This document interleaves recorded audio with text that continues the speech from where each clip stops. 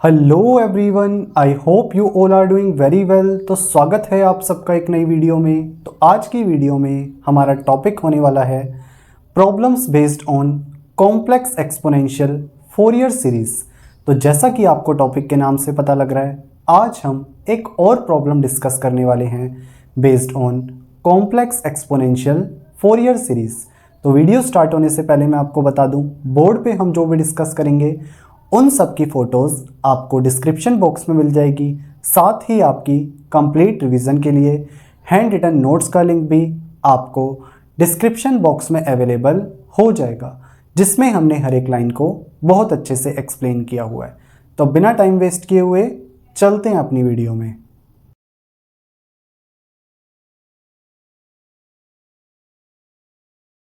Okay, तो सबसे पहले हम ये देखते हैं क्वेश्चन में हमें पूछा क्या हुआ है। ठीक है, तो यहाँ पे हमें क्या है, एक सिग्नल xt के लिए cn यानी कि कॉम्प्लेक्स एक्सपोनेंशियल फोरियर कोफिशिएंट के मैग्नीट्यूड का ग्राफ और फेज यानी कि एंगल ग्राफ दे रखा है। ठीक है, यानी कि cn का मैग्नीट्यूड और एंगल प्लॉट हमें गिवन है। हमें क्या है, सिग्नल xt फाइंड करना है, यानी कि सिग्नल xt जिसके लिए हमें cn का मैग्नीट्यूड और फेज प्लॉट गिवन है, वो सिग्नल xt हमें फाइंड करना है। ठीक है, तो सॉल्यूशन देखते हैं।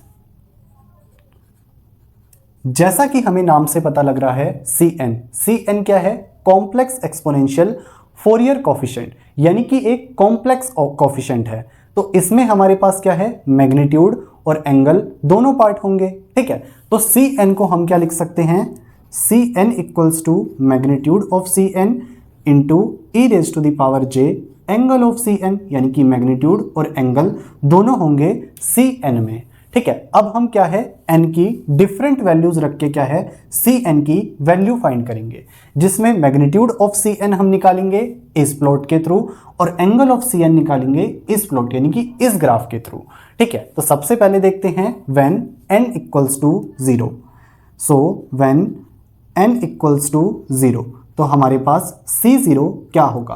तो सबसे पहले magnitude of cn when n equals to 0 क्या है, हमारे पास 0 है, जो कि हमें क्या है, एक डॉट से रिप्रेजेंट करवा रखा है।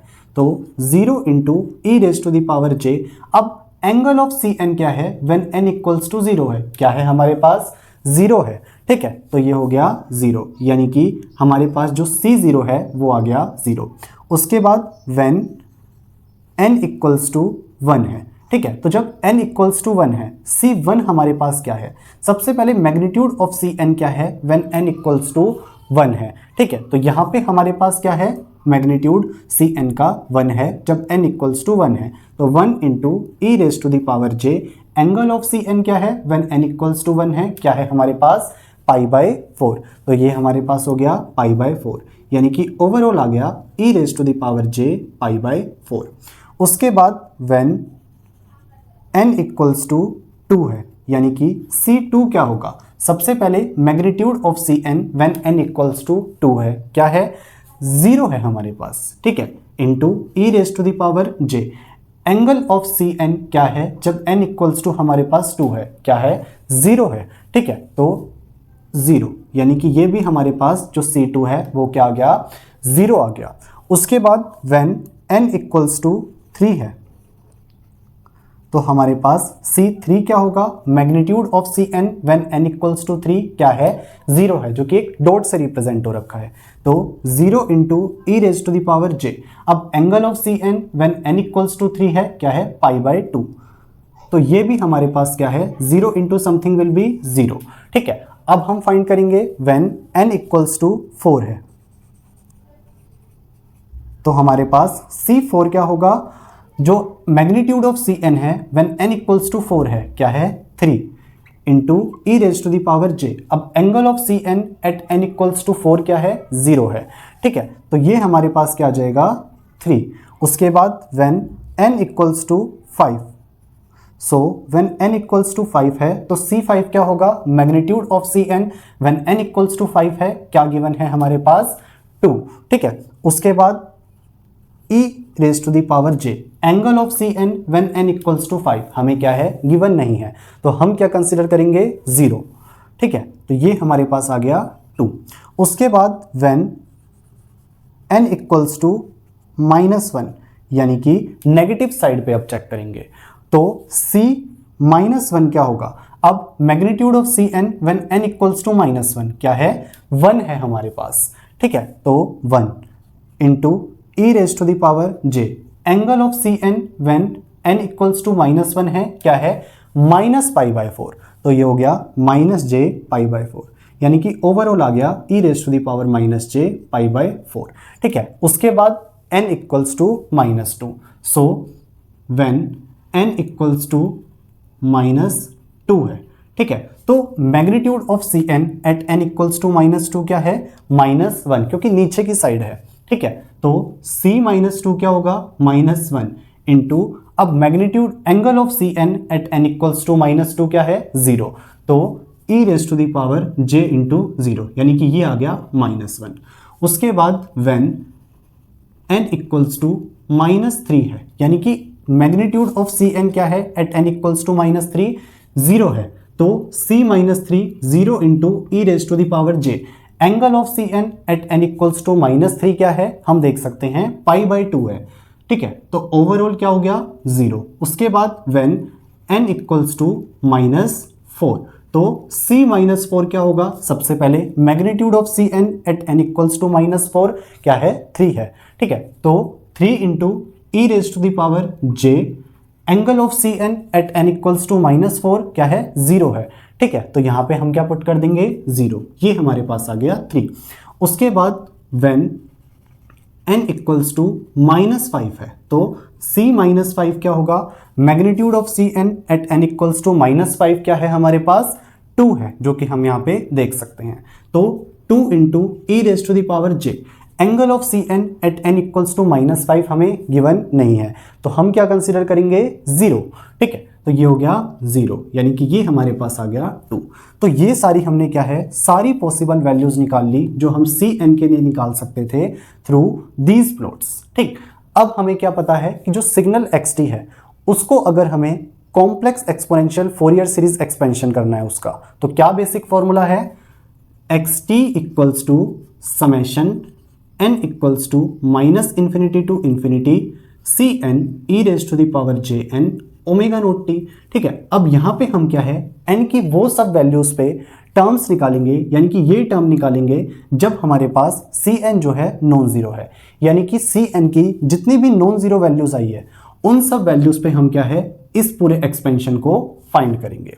ठीक है, सबसे पहले हम देखते हैं xt इक्वल टू, सबसे पहले अगर हम देखें तो n इक्वल्स टू 1 पे हमें सी एन की कुछ वैल्यू मिली है, यानी कि नॉन जीरो वैल्यू मिली है। तो हम क्या लिखेंगे, c1 into e raise to the power n की जगह 1 रखेंगे j omega naught T plus, उसके बाद हमारे पास हमें वैल्यू मिल रही है एट n इक्वल्स टू 4 पे जो कि 3 है। तो c4 into e raise to the power, अगर n की जगह 4 रखें तो क्या होगा, j4 omega naught T plus, उसके बाद वैल्यू हमें मिल रही है 5 पे। ठीक है, तो c5 के लिए लिखेंगे तो c5 इंटू n की जगह अगर हम 5 रखें तो क्या आएगा, j5 ओमेगा नोट टी। तो ये हो गया j5 ओमेगा नोट टी। उसके बाद प्लस, देन हमें वैल्यू किस पे मिल रही है, एट n इक्वल्स टू -1 पे। तो क्या होगा, c -1 इंटू n की जगह -1 रखें तो e raise to the power -j omega naught T plus, then हमें वैल्यू मिल रही है एट n इक्वल्स टू -2 पे जो कि क्या है, -1 है। तो c -2 into e raise to the power n की जगह -2 रखें तो -2j ओमेगा नोट टी हमारे पास हो गया। उसके बाद प्लस, देन हमें वैल्यू मिल रही है एट n इक्वल्स टू -4 जो क्या है, 3 है। तो c -4 into e raise to the power n की जगह -4 रखें तो -j4 omega naught T plus, then हमें एट लास्ट वैल्यू मिल रही है एट n इक्वल्स टू -5 पे। तो c -5 into e raise to the power n की जगह -5 रखें तो -j5 ओमेगा नोट टी। ठीक है, तो इस तरीके से हमने क्या है, सारी वैल्यूज जो कि हमें पता थी सी एन के लिए, उसके लिए एक्सपेंशन को फाइंड कर लिया। अब वैल्यू रखते हैं, सबसे पहले c1 क्या है, e raise to the power j π/4। तो e raise to the power j π/4 यहाँ पे लिख दिया। c4 हमारे पास क्या है, 3 है, तो इसको रखते हैं। यहाँ पे क्या आ गया 3। देन हमारे पास है C5, C5 हमारे पास क्या आया था 2, ठीक है, तो यहाँ पे रख देते हैं 2। उसके बाद C-1 आया था e raise to the power minus j pi by 4, ठीक है, तो ये हो गया e raise to the power minus j pi by 4। Then C-2 -1 आया था, तो यहाँ पे हमने लिख दिया -1। उसके बाद C-4 क्या आया था 3, ठीक है, तो ये हो गया 3। उसके बाद C-5 क्या आया था 2 आया था, ठीक है, तो ये हमने सारी वैल्यूज Cn की यहाँ पे पुट कर दी। उसके बाद हमें ये क्या पता लग रहा है, ये किस फॉर्म में है, e raise to the power x into e raise to the power y की फॉर्म में। खाली ये टर्म अगर हम देखें तो e raise to the power x into e raise to the power y क्या होता है, e raise to the power x plus y। तो हम क्या है इसको इस फॉर्म में इजीली लिख सकते हैं। तो ये क्या होगा हमारे पास e raise to the power j pi by 4 plus omega naught T, ठीक है। और सिमिलरली इसको भी क्या लिखा जा सकता है, ये भी e raise to the power minus X into e raise to the power minus Y की फॉर्म में है। तो इसको हम लिख सकते हैं माइनस जे ब्रैकेट में पाई by 4 plus omega naught T, ठीक है। तो इन दोनों को हमने क्या है सॉल्व कर लिया। अब हम क्या है यहाँ पे कुछ पेयरिंग करेंगे इस पूरे एक्सपेंशन में से, ठीक है। वो कैसे करेंगे, एक्स टी इक्वल्स टू, सबसे पहले लिखेंगे e raise to the power j pi by 4 plus omega naught T and e raise to the power minus j pi by 4 plus omega naught T. तो ये हो जाएगा e raise to the power j pi by 4 plus omega naught T plus e raise to the power minus j pi by 4 plus omega naught T, ठीक है। इन दोनों की pairing इसलिए की है क्योंकि ये दोनों कुछ सिमिलर हैं, ठीक है। आगे जाके अभी हम देखेंगे कि ये हमारे पास एक फॉर्मूला भी बनता है, ठीक है। उसके बाद यहाँ पे है हमारे पास 3 e raise to the power j 4 omega naught T और यहाँ पे है plus 3 minus e raise to the power minus j 4 omega naught T. तो इन दोनों को पेयर अप करके लिख सकते हैं plus 3 e raise to the power j 4 omega naught T plus e raise to the power minus j 4 omega naught T, ठीक है। उसके बाद हमारे पास plus 2 e raise to the power j 5 omega naught T plus 2 e raise to the power minus j 5 omega naught T. इन दोनों को pair up करके लिख सकते हैं plus 2 e raise to the power j 5 omega naught T plus e raise to the power minus j 5 omega naught T.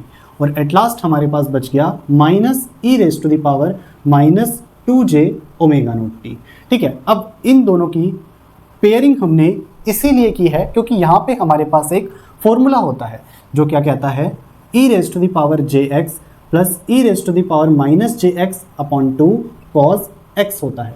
और ये formula हमने क्या है लास्ट वीडियो में भी देखा था, ठीक है। तो अगर हम यहाँ पे 2 इधर भेज दें तो e raise to the power jx plus e raise to the power minus jx की जगह हम 2 cos x लिख सकते हैं। और अगर हम बात करें इस एक्सप्रेशन की, इस एक्सप्रेशन की या फिर इस एक्सप्रेशन की, ये सब क्या है इसी फॉर्म में है। तो इन सबको हम क्या है 2 cos x की फॉर्म में लिख सकते हैं। इसकी बात करें, सबसे पहले इस एक्सप्रेशन की बात करें तो ये है e raise to the power j pi by 4 plus omega naught T plus e raise to the power minus j pi by 4 plus omega naught T, यानी कि यहाँ पे हमारे पास x है pi by 4 plus omega naught T, ठीक है। तो हम इसको लिख सकते हैं 2 cos x, यानी कि 2 cos pi by 4 plus omega naught T, 2 cos pi by 4 plus omega naught T हमारे पास ये हो जाएगा, ओमेगा नॉट टी हमने लिख दिया, ठीक है। प्लस यहाँ पे भी हमारे पास जो x है वो क्या है 4 ओमेगा नॉट टी है। तो यहाँ पे भी हम क्या लिखेंगे 2 cos 4 ओमेगा नॉट टी, ठीक है। तो यहाँ पे हमने लिख दिया 2 cos 4 ओमेगा नॉट टी। उसके बाद यहाँ पे e raise to the power j 5 omega naught T plus e raise to the power minus j 5 omega naught T. यहाँ पे x क्या है 5 ओमेगा नॉट टी, तो इसकी जगह हम क्या लिख सकते हैं यहाँ पे 2 cos 5 ओमेगा नॉट टी। ये हो गया 2 cos 5 ओमेगा नॉट टी और ये हमारे पास ऐसे ही रहेगा, ठीक है। यहाँ पे इसके लिए हमें पता है जो e raise to the power minus J X होता है वो cos x minus j sine x होता है, ठीक है। तो इसको हम क्या लिख सकते हैं cos 2 omega naught T minus j sine 2 omega naught T, ठीक है। ब्रैकेट सॉल्व करेंगे तो माइनस यहाँ पे रह जाएगा और ये हो जाएगा प्लस, ठीक। उसके बाद यहाँ पे अगर हम आगे सॉल्व करें 3 इंटू 2 विल बी 6, ठीक है, और यहाँ पे 2 इंटू 2 विल बी 4। तो ये हमने क्या है कंप्लीट एक्सप्रेशन निकाल लिया xt का, यानी कि सिग्नल xt को हमने फाइंड कर लिया, ठीक है। तो ये अप्रोच थी हमारे पास जिसमें हमने Cn का एक बेसिक फॉर्मूला लिखा, जिसके थ्रू हमने Cn की डिफरेंट पॉसिबल वैल्यूज़ निकाल ली जो कि इन दोनों ग्राफ से पॉसिबल थी। उसके बाद सिंपल जो हमारे पास फॉर्मूला होता है कॉम्प्लेक्स एक्सपोनेंशियल फोरियर सीरीज निकालने का, उसमें डिफरेंट वैल्यूज़ ऑफ n पे Cn की वैल्यू रखी और हमने सिग्नल xt को फाइंड कर लिया। सो आई होप आपको आज का लेक्चर समझ आया होगा। बाकी आप नीचे दिए नोट्स पढ़ेंगे आपको और अच्छी अंडरस्टैंडिंग मिलेगी। तो आज की वीडियो में इतना ही, मिलते हैं आपसे नेक्स्ट वीडियो में। Till then peace out, thank you.